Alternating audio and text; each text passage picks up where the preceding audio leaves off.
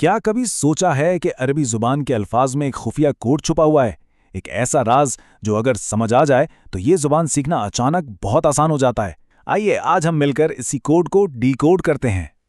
اچھا، تو اس راز کو سمجھنے کے لیے کیوں نہ ایک پزل سے شروعات کریں۔ دیکھیں، یہاں کچھ الفاظ ہیں اور ہمارا کام ان کے درمیان ایک چھپا ہوا کنیکشن ڈھونڈنا ہے۔ ذرا ان الفاظ پر غور کریں۔ علم، معلوم، عالم، تعلیم، علامت اور معلم۔ اب دیکھنے میں تو یہ سب الگ الگ لگتے ہیں، ہے نا؟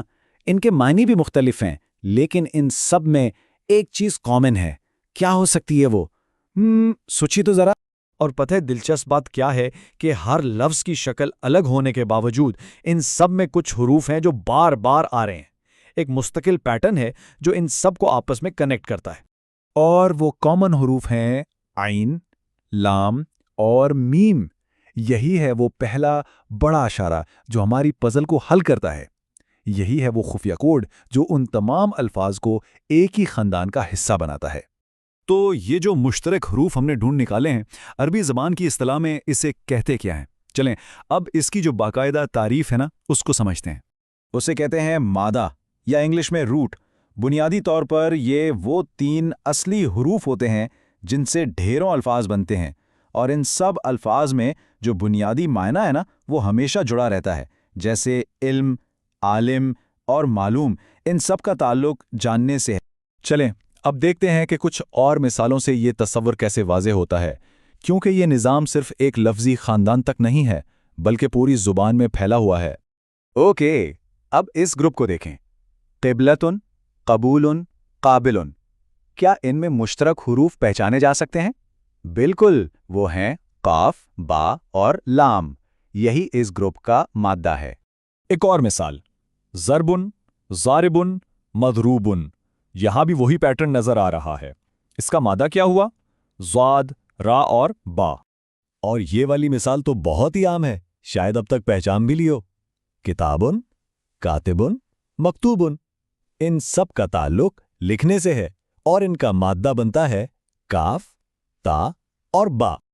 اور یہ آخری مثال قادرن، تقدیرن، مقدورن۔ یہاں مشترک حروف ہیں قاف، دال اور را۔ اب اس سے اندازہ ہو رہا ہے کہ یہ نظام کتنا وسیع ہے۔ اچھا، اب جب ہم نے مثالوں کے ذریعے اس نظام کو سمجھ لیا ہے تو اہم سوال یہ ہے کہ کسی بھی لفظی گروپ کا مادہ خود کیسے پہچانیں؟ اس کا ایک بہت ہی آسان طریقہ ہے۔ دیکھیں، طریقہ بہت سادہ ہے۔ پہلے تو اس خاندان کے سارے الفاظ لکھ لیں، پھر ہر لفظ کے حروف کو الگ الگ کریں۔